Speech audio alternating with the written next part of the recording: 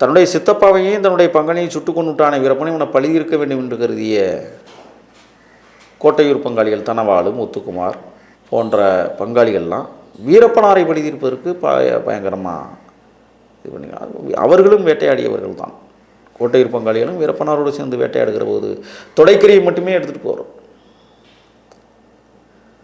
இந்த தொடைக்கரி பிரச்சனை தான் 36 ஆண்டு காலம் மனத்திற்குள் ஒரு மனிதன் வாழ்வாங்கு வாழ்ந்த விஷயமாக இன்றைக்கு பேசுகிறோம்.